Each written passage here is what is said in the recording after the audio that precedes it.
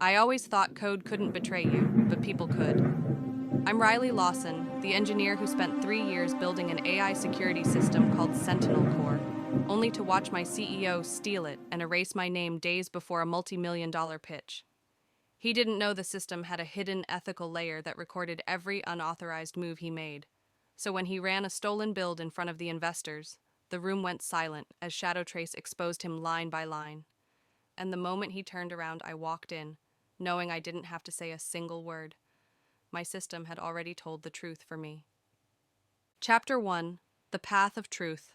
The conference room lights at Horizon Data Systems always felt a little too bright, the kind of white glow that exposed every pore and every flaw on your face. That morning in early May, with half the engineering team packed behind me and the Pacific Northwest drizzle streaming down the windows behind them, the light felt even sharper. I stood in front of the main projection wall watching Sentinel Core run through the final simulation of the quarter, 3.9 seconds. That was the time it took for the system to detect, isolate, and neutralize a simulated breach modeled after a real financial sector attack from last year. 3.9 seconds was almost half a second faster than the target I had set last fall. It should have been a moment of celebration. Instead, when the simulation finished, applause broke out only among the engineers in the back. Cole Merrick stayed silent in the front row. He sat with his hands clasped loosely, the sleeves of his tailored navy suit pulled back just enough to reveal the expensive watch he liked to flash around during investor meetings. He tilted his head at me, as if examining an insect he did not quite recognize. I waited for feedback, or at least a slight nod of acknowledgement. Nothing. Only that analytical stare that always made my stomach twist. I powered down the demo sequence and walked to the side table for my laptop. Cole finally spoke.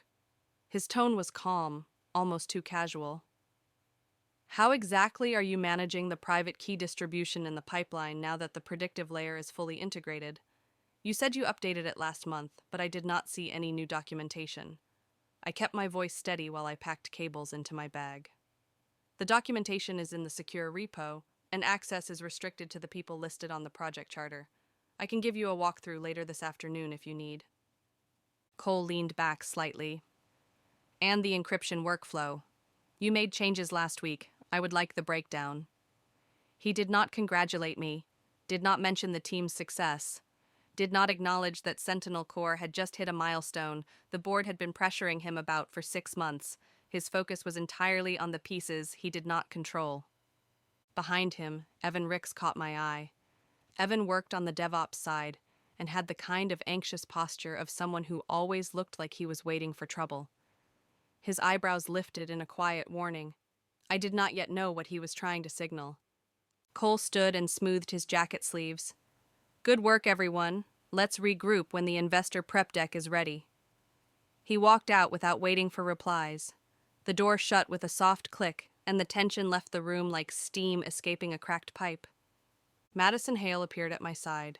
She was holding a tablet pressed tightly against her chest. She lowered her voice. He is in a mood again, and he has been asking about author credit for the pitch next week. Sole author. You need to see the prep notes Natalie sent me. I asked her what she meant by sole author, but she only shook her head slightly and mouthed the words, single point ownership. My pulse tightened. I had heard that phrase before. Solstice Ventures required a single individual to be listed as conceptual owner of any enterprise-scale AI platform they invested in. They believed responsibility had to be traceable to one mind, Cole's mind apparently. I walked back to my office with Madison trailing beside me. Evan caught up with us in the hallway. His voice was barely above a whisper. Riley, I need to tell you something. Last week, Cole asked me to open admin-level access to the Sentinel Core pipeline. He said he needed to review the underlying encryption layers, but the way he said it felt wrong. I told him he had to go through you and get formal approval, but he kept pushing, and I refused. 2 days later, I saw an admin-level login on the repo at 2 a.m. It was not me. I stared at Evan. Are you sure it was Administrator 1? He nodded. That login only exists for the CEO. I swallowed the dry ache building in my throat. That afternoon, an email arrived from Cole. The subject line read, Strategic Adjustment for Sentinel Core Ownership Alignment. The message inside was short. We need to revisit the authorship structure of the platform. It will help streamline the conversation with Solstice. Let's discuss first thing tomorrow. No greeting, no signature. Just a message that made it clear he had already decided the structure before asking me anything. I sat still for a long moment staring at the email. Something inside me went cold. A kind of clarity I had felt only twice in my life. Once when my father passed away suddenly, and once during a disastrous product recall 15 years ago, the sense that something irreversible had already begun. Later that night, when the city was quiet and the ferry horns echoed faintly from Elliott Bay, I powered up my personal machine and logged into the mirrored monitoring hub I kept for Sentinel Core. Only two people knew this existed. Me and a former security engineer who left to work at Google last year. I had built ShadowTrace after reading too many stories about internal IP theft and unethical model tampering. It was not designed to punish anyone. It was designed to protect the integrity of the system if someone ever tried to manipulate it. It recorded silent audit logs of privileged actions, unauthorized metadata changes, and unusual access times. It was a safeguard that should never need to activate. I keyed in my private passphrase sequence and waited. The screen flickered and a timeline of system events appeared. The logs from the past month unrolled in front of me. There it was. 2:18 in the morning on May 3rd. Administrator 1 accessed the encryption module directory and downloaded the core cipher file. The log included the originating device, the route path, the timestamps, every step accounted for. My breath tightened. Cole had not only looked at the architecture, he had taken pieces of it out of the secured environment. The way the log was written, it was impossible to hide or delete. ShadowTrace secured everything immediately in the off-chain archive. I leaned back in my chair and rubbed my forehead slowly. Outside, the lights of the needle glowed in pale blue streaks through my window blinds. I thought about the questions Cole asked in the demo that morning, the strange tone in his voice, the complete lack of recognition for the milestone he had not been interested in the system's performance. He had been checking whether the keys, the architecture, and the ownership could be shifted to his name before the pitch meeting. Madison had warned me earlier that Solstice was pushing hard for a founder like Story to attach to their investment narrative. They wanted one face, one vision, one architect. Cole knew that. And apparently, he had decided that the architect would be him, whether he wrote a single line of code or not. I stared at the ShadowTrace logs again. The movements were so precise, like someone quietly slipping into a locked room and copying a diary they had no right to read. I felt anger rise, but it was a calm, controlled burn rather than an explosive one. The truth was sitting in front of me, clear, undeniable, recorded with timestamps and system signatures. The weight of that clarity settled on me like a heavy coat. Cole was preparing to take Sentinel Core and my work and repackage it as his own vision, but he had unknowingly walked straight into the one layer of the system he could not manipulate. A layer he did not even know existed. I closed the audit timeline and leaned back, listening to the hum of my apartment's old radiator. My heart rate had steadied. The fear had thinned into something sharper and colder. There was nothing to argue and nothing to confront. The confrontation had already happened, inside the logs, in the way code tells the truth without emotion. I shut down the machine. For the first time since joining Horizon, I felt something resembling stillness. Cole had made his move. I now understood exactly what he planned to do. And thanks to the system he tried to steal, I also understood exactly how it would end. If this story touched you, please subscribe and let someone out there feel less alone. Thank you. Chapter 2. The Signature of Betrayal. The next morning began with that heavy stillness that always seems to hang over a city before something breaks. Seattle was gray in its usual way, but even the fog felt heavier as I walked into Horizon's lobby. I had barely taken 2 steps inside when my phone buzzed with a meeting request, stamped urgent from the executive floor. No context, no agenda, only the time. 8:15, 15 minutes from the moment I saw it. I knew exactly what waited for me. The elevator ride to the 18th floor felt longer than usual. When the doors opened, the air felt colder and unnervingly quiet. The receptionist did not offer a smile like she usually did. She only nodded toward the conference room at the far end of the hallway. The glass walls were fogged with the morning condensation, and silhouettes moved slightly behind them. I took a breath, walked forward, and pushed open the door. Cole sat at the head of the table, his posture straight, fingers interlocked over a stack of folders he had no intention of letting me see. To his right was David Fletcher, the company's senior legal counsel, a man who almost never appeared in internal meetings unless something irreversible was about to happen. To Cole's left sat Dana Ruiz, the HR manager, her expression carefully arranged into that neutral, professional calm HR people train for. None of them invited me to sit. I sat anyway. I rested my bag at my feet and waited. Cole cleared his throat softly. He always did that when he wanted to appear collected. Riley, thank you for joining on short notice. We need to discuss Sentinel Corps' intellectual property alignment under Section 14.3. It is important for the company that authorship and project leadership be represented with clarity as we move into the solstice evaluation. I kept my eyes steady on him. Clarity, to him, meant removing me from the picture entirely. He continued, speaking slower this time, as if rehearsed. According to Horizon's IP policy, all innovations created under employment are owned by the company in order to streamline investor communication. The board has agreed that Sentinel Corps will transition under a new leadership structure. Effective immediately, we will reassign the project to the Systems Integration Group.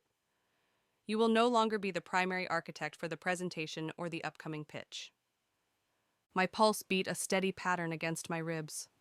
I folded my hands on the table to keep them from stiffening. Dana from HR cleared her throat next. Riley, the company believes it would be beneficial for you to take 1 week of paid leave to reset and refocus after these intense months. We value your contributions, but we believe stepping back briefly is the healthiest path forward. There it was, packaged in HR language, polished and soft, but unmistakably a removal. They wanted me out of the building before solstice arrived. They did not even try to hide it. David the lawyer slid an envelope toward me.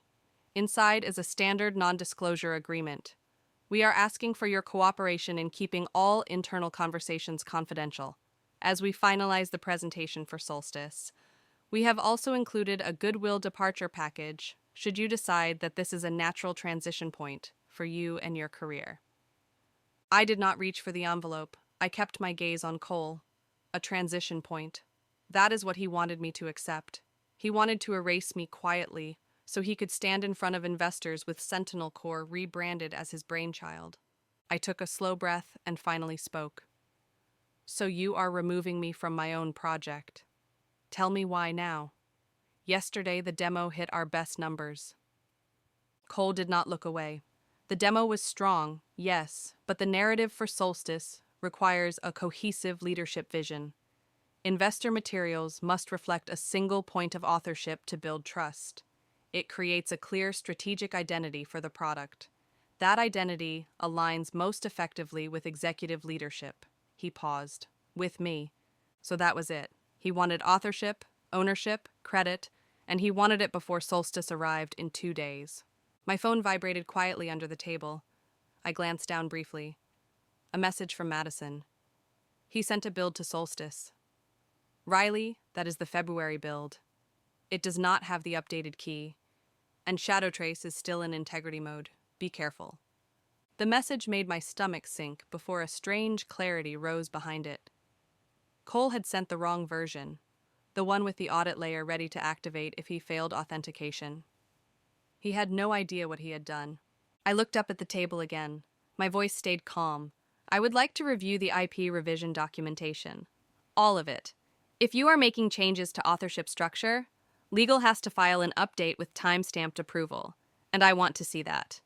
David shifted uncomfortably, the first crack in the polished facade. He opened his folder but did not pull anything out. We are finalizing the internal paperwork. It will be available once approved.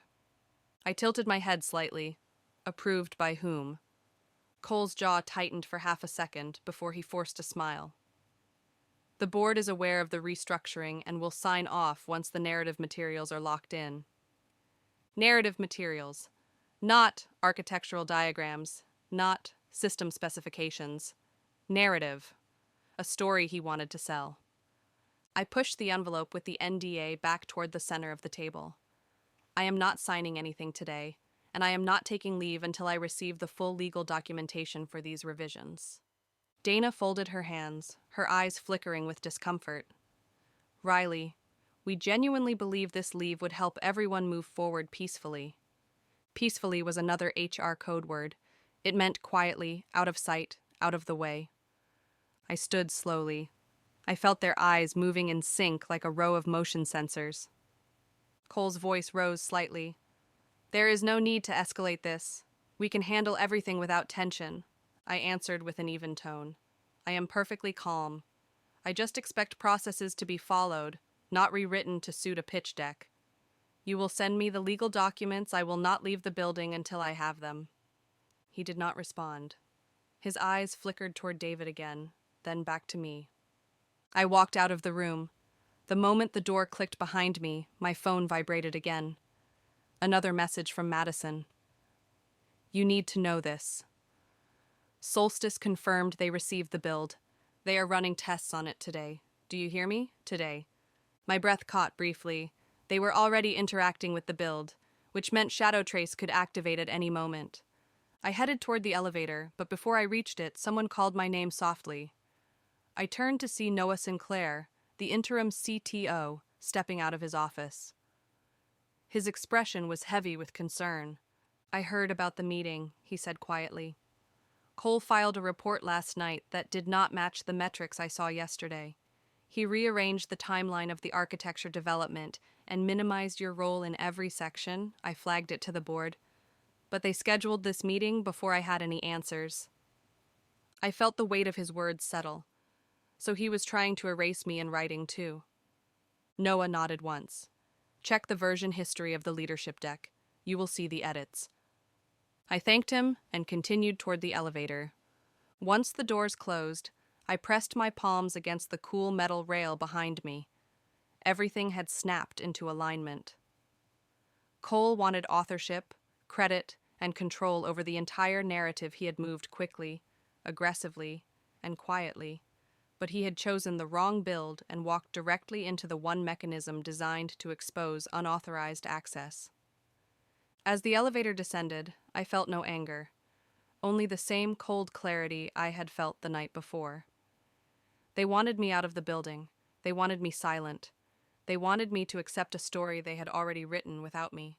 But the logs did not lie. The system did not lie. And soon, whether Cole realized it or not, the truth would walk into the room without me having to say a single word.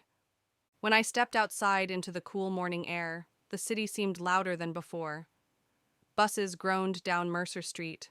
A seagull screeched overhead. Traffic lights blinked red against the damp pavement. I started walking, not because I needed to go anywhere, but because my mind needed the movement. By the time I reached the corner near Lake Union Park, the last piece of the puzzle settled in place. Cole was not just taking credit. He was setting himself up as the visionary architect in front of Solstice. And the moment he ran that outdated build with the wrong credentials, Shadow Trace would do exactly what it was designed to do. It would show the truth on record, in detail. I exhaled slowly. The betrayal had been signed. The story had been rewritten. But so had the outcome. If this story touched you, please subscribe and let someone out there feel less alone. Thank you. Chapter 3. The Silent Strategy. I walked the rest of the way home with the kind of steady, controlled breathing I used to rely on during college exams. By the time I climbed the stairs to my apartment in Queen Anne, the afternoon light had already begun to fade into that soft silver haze that settles over Elliott Bay.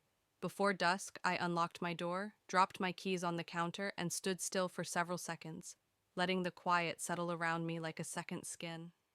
I turned on my desk lamp and powered up my personal machine. The glow of the monitor felt strangely warm as Shadow Trace awakened again. its familiar interface unfolding across the screen. I navigated through the mirrored audit archives and opened the 3-month log timeline. Rows of entries filled the display, each one a small piece of Cole's Trail unauthorized access, metadata overrides, module downloads, adjusted timestamps. Every line was painfully clear. I zoomed in on the logs from mid-April. Shadow Trace displayed a flagged entry with a bright marker. This was the night Cole requested elevated privileges from HR. According to what Madison had told me, I clicked into the expanded view. The metadata revision he attempted was sloppy. He had tried to rewrite the author field on the encryption sequence, substituting his identifier for mine, but the change never made it into production because Shadow Trace recorded and nullified the modification. It was like watching someone try to forge a signature while standing under a spotlight. My phone buzzed. A message from Madison appeared on the lock screen. He asked HR for super admin override on April 14th. I have the email, do you want it? It was followed by another message before I had time to reply. Riley, I am sorry. I should have told you sooner. I think he was planning this for weeks, I typed back. Send it to me. Save a copy somewhere he cannot touch. A moment later, the email arrived. Cole's request was written in stiff, officious language. He claimed he needed full system authority for emergency investor prep. HR granted temporary access for 90 minutes. Enough time for him to scrape what he wanted. Enough time for Shadow Trace to log everything. I set the phone down and leaned back. The air in my apartment felt heavier than earlier, but the heaviness was not fear. It was certainty. A calm, sharp certainty that revenge did not need rage. It needed truth. Proof, not rage. Another message came through, Evan this time. I stared at the preview text. I need to tell you more, but not through text. Can we talk? I called him immediately. He answered on the first ring. His voice was tense. Riley, I swear to you I did not give him access. He asked me again 2 days ago. He wanted to know how to bypass the log sequence. I told him that was not something we do here. I let him speak. He needed to get it out. He said the system was too restrictive, that you had put in unnecessary safeguards. He was angry that he could not run whatever version he wanted without tripping alerts. I exhaled. He ran the wrong build. Evan paused. The February one. Yes, the February one. He let out a shaky breath. Then Shadow Trace is going to do something when he presents, isn't it? I closed my eyes for a moment, letting the silence answer for both of us. He already knew. When I hung up, evening light had faded into a dark blue wash over the bay. The city lights flickered against the water and the ferry horns echoed distantly. I returned to the computer and opened the Shadow Trace control panel. My hands hovered over the keys for a moment before I ran the authentication sequence. Transparency trigger appeared on the screen. It was a mechanism I had coded only 6 months earlier. If a build missing the updated private key attempted to run in a live demo environment, Shadow Trace would initiate a full transparency event.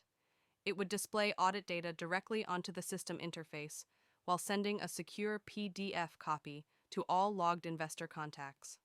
I reviewed the configuration carefully. Unauthorized execution, authority mismatch, timestamp inconsistencies. All of them were flagged and ready. Before activating it, my phone buzzed again. This time it was an email from Solstice Ventures. The subject line read, "Invitation to participate in preliminary evaluation." They wanted me at the demo. They wanted my perspective as a contributing architect. I read the message twice. A strange warmth swept through me. Someone outside Horizon recognized my role. Someone had seen my name on the architecture documentation before Cole tried to erase it. But attending would do nothing except give Cole someone to blame in the moment. It would blur the clarity of what was coming. I hit reply and typed slowly so my words would carry the right tone. Thank you for the invitation. I will not be attending the preliminary demonstration. I trust the system will speak for itself. As I clicked send, a soft laugh escaped me. It was not joy. It was something closer to relief. Relief that I no longer needed to fight to be heard. The system would do the talking. The logs were my voice now.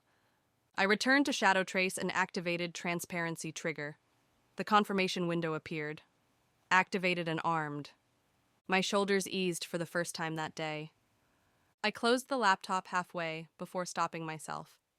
There was one more thing I needed to do. I opened my email again and drafted a simple message to Cole. I kept my wording neutral, polite, and deceptively calm. I typed slowly. Wishing you success with the Solstice demo tomorrow. Let me know if you need anything prior to the presentation. I signed my name at the bottom without overthinking it. I sat there staring at the message before hitting send. The absurdity of wishing him luck almost made me smile. But I was not wishing him luck. I was handing him the rope he had already tied for himself. Messages from Madison came again. You are not really going to the demo, right? I typed back.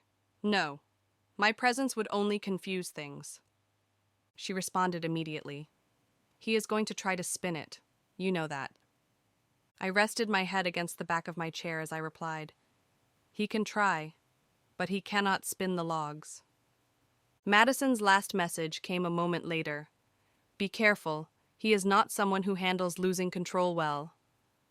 I powered the laptop fully off and let the darkness of the room settle. Outside my window, the lights from downtown glimmered like cautious signals across the water. I stepped away from the desk and walked to the balcony. The air carried the faint scent of salt and the low tremor of evening ferries departing the dock. I wrapped my arms around myself and breathed in the coolness. I stood there for a long time. The softness of night did what it always did in moments of profound shift. It made the world feel quiet and honest. When I finally returned inside, I placed the laptop back on the desk. I pressed the power button again and watched as the screen lit up and delivered the message I had been waiting for, transparency trigger armed. The words shone on the display like a final confirmation. There was nothing left to adjust and nothing left to fear. The mechanism was set. The sequence was ready. I closed the laptop with a quiet click and rested my hand on the lid for a moment. The wave that had been building for months was no longer an uncertainty. It was a tide already in motion. I turned off the lamp, letting the room fall into darkness. My breath eased. My heartbeat slowed. For the first time in days, I felt steady. Whatever happened next would not come from confrontation. It would come from clarity, and the system, not me, would deliver it. Then I walked toward the window again, letting the faint glow from Elliott Bay paint soft silver on the floor. The city hummed beneath me, unaware of the truth that was now quietly waiting to rise. The air felt still, clean, settled. The storm was no longer approaching. It was already here, and everything was in place to meet it.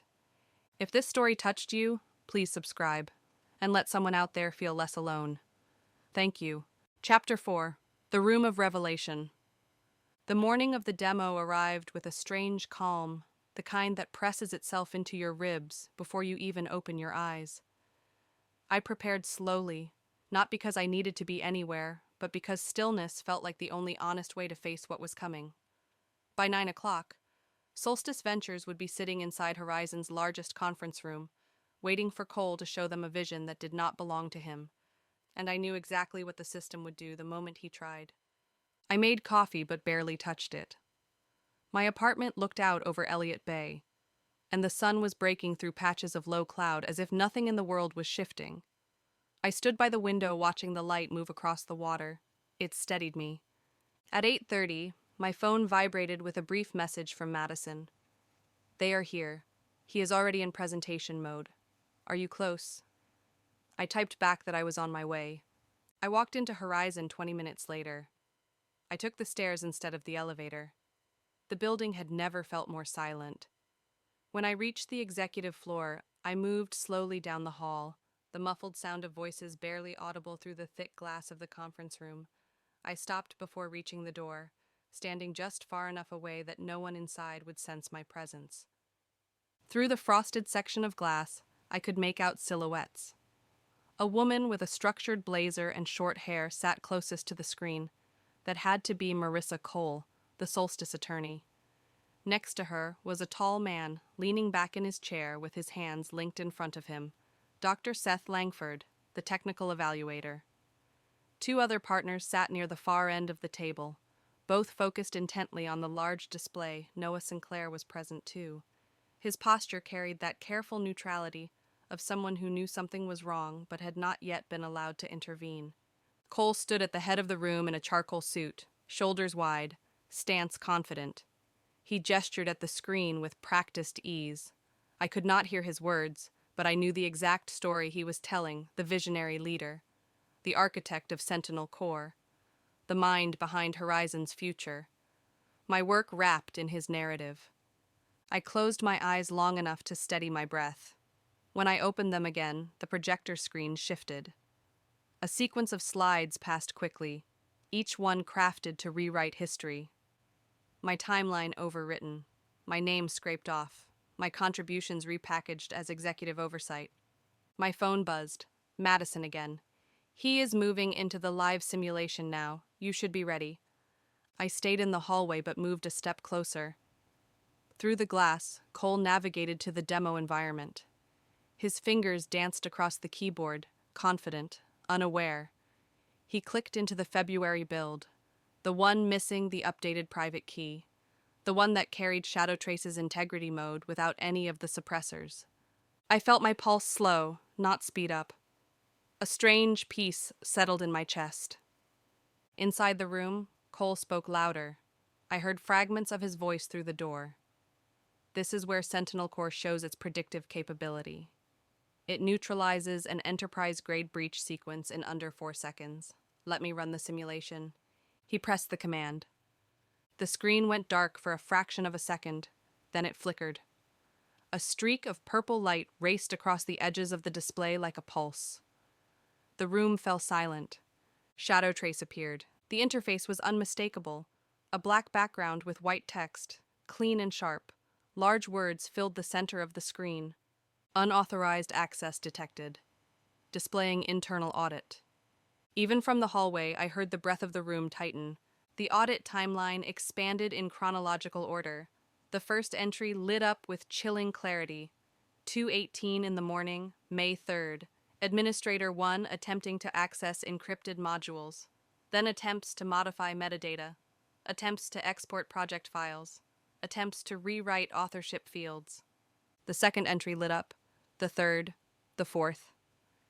Inside the room, someone gasped softly. Someone else muttered something that sounded like disbelief. Marissa leaned forward in her chair, her hand rising automatically to adjust her glasses. Dr. Langford leaned closer to the screen, as if needing to see every line with absolute certainty. Cole stepped back from the keyboard, his hands lifted slightly like he had touched something hot. His face drained of color, his voice cracked through the silence. This is not part of the system. This is sabotage. Riley inserted this. She corrupted the build. Noah's voice came next, calm, but cutting through the panic. Cole, this is happening because the build you chose is not authenticated with the proper private key Sentinel Corps' audit framework activates when there is an authority mismatch. This is exactly what a transparency layer is designed to do. Cole turned toward him sharply. You think I triggered this? She built this into the code to make me look like I hacked my own system. Dr. Langford finally spoke. His voice was steady and unmistakably authoritative. This is an ISO-compliant audit record. The timestamps match Horizon's internal server logs, and the system is pulling data directly from your protected environment. This cannot be forged, it cannot be fabricated, it cannot be remotely altered.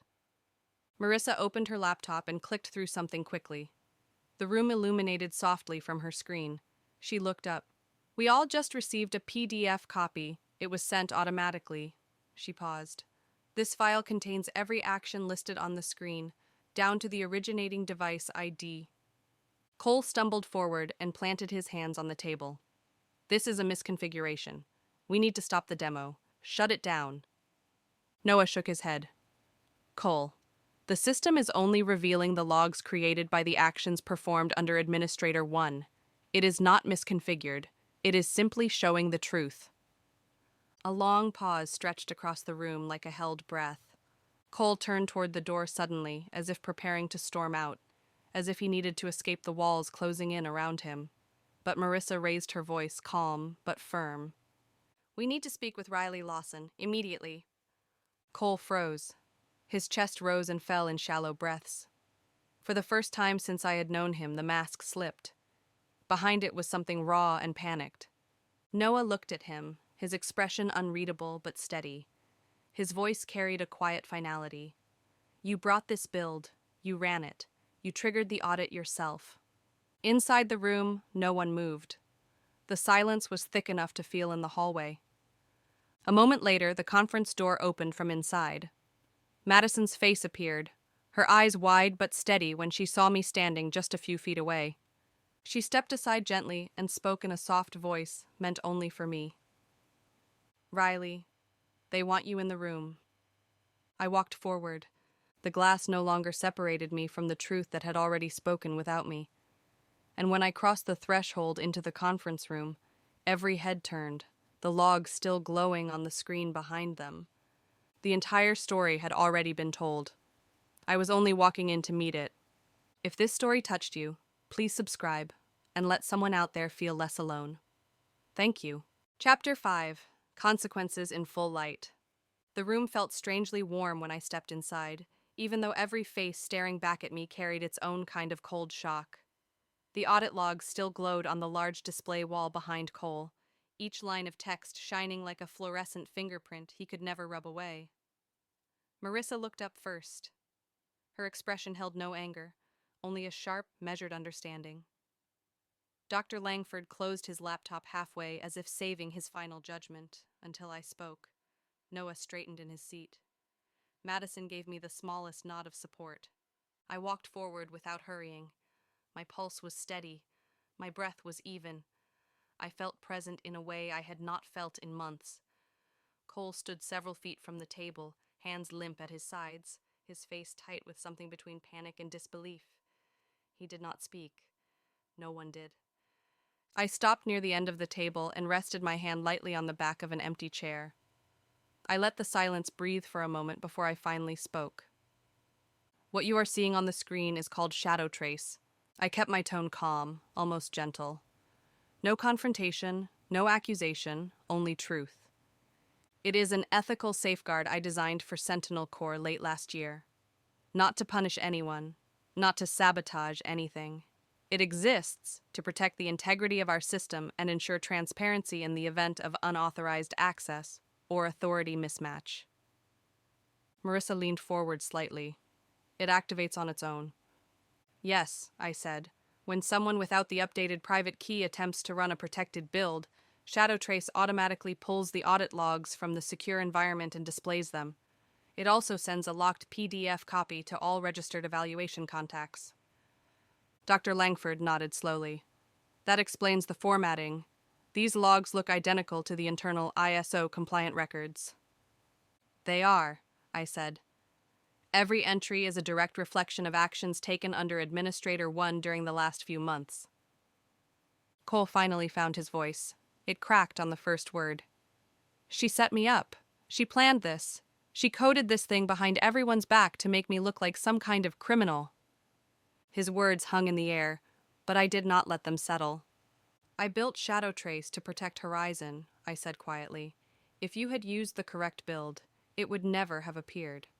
If you had authenticated with the proper key, it would not have triggered. It is not designed to target you. It is designed to reveal any access that violates the system's ethical framework. Dr. Langford shifted his attention to Cole. You sent them a build without the updated key.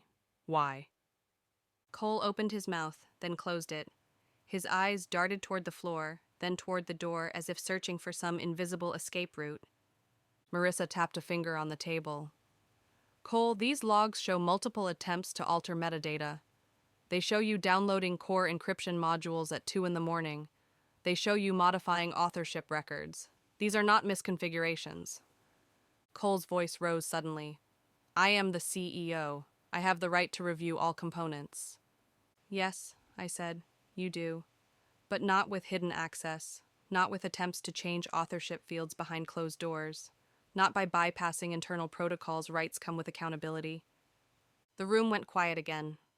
Noah cleared his throat. The board will need to review all of this immediately. Marissa nodded. As will Solstice. Before we consider any investment, we will need to understand exactly who built Sentinel Core and who should be leading it going forward. Cole's eyes shot up at that. I lead the company. That is not what we are evaluating, Marissa said calmly.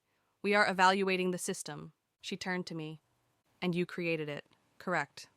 Yes, I said. I architected the core, the predictive layer, the encryption workflow, and the ethical safeguards, and I have documentation for every revision. She nodded slowly, as if confirming something she had already suspected. The partners exchanged looks. Then Marissa closed her laptop entirely. Riley, would you step outside for a moment? The team needs to discuss next steps. I nodded and backed away from the table. I did not look at Cole again, though I felt his stare follow me all the way to the hallway. The door shut softly behind me. I leaned against the far wall, letting my breath settle.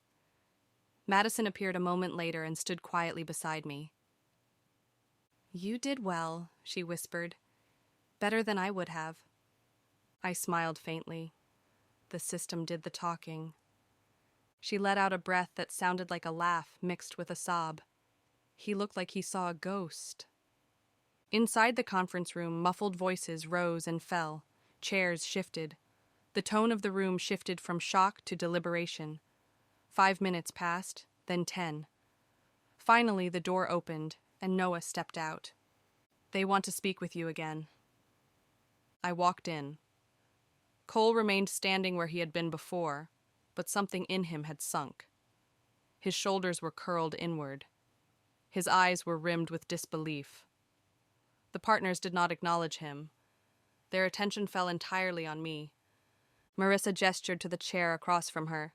Please sit. I did. We have reviewed what we needed to review, she said calmly. Our position is clear. Solstice is interested in Sentinel Core. We are not interested in investing in leadership practices that undermine transparency or ethical governance. If we move forward, it will be under one condition. I felt my heart slow to a near stop. You, she said, will lead Sentinel Core.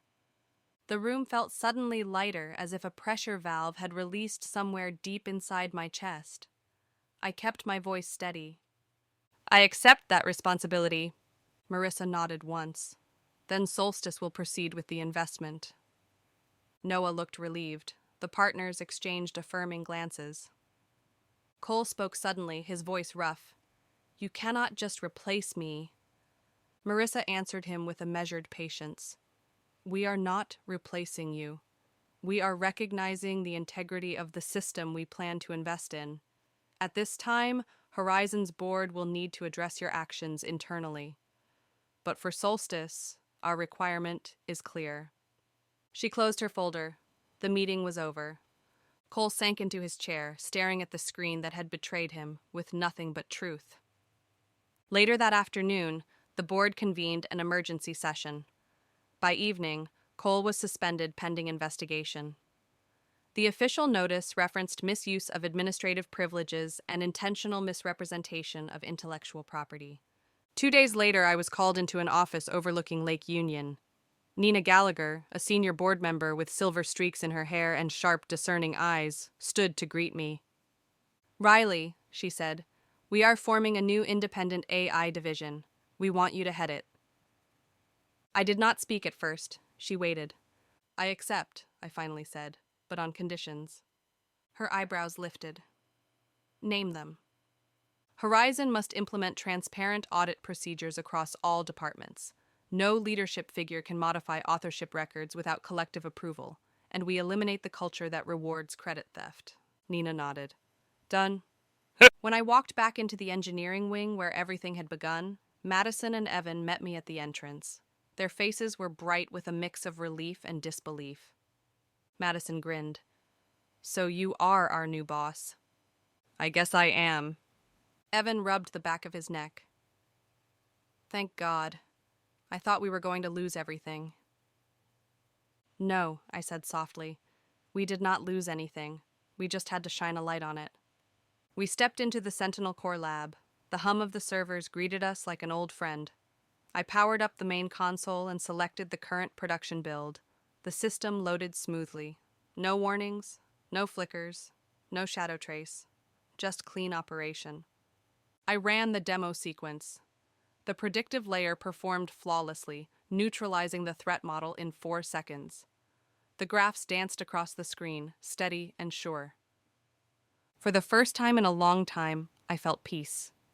Technology does not lie. It reflects exactly what is asked of it. It mirrors the truth of its handlers. And sometimes that reflection reveals more about people than they ever intended to show. I closed the demo softly and took one last look at the clean, bright interface. In the quiet of that room, surrounded by the hum of code and servers and second chances, I found the ending I had been waiting for. And if you have ever been overlooked, underestimated, or stripped of the credit you earned, remember this. Preparation is power. Truth is armor.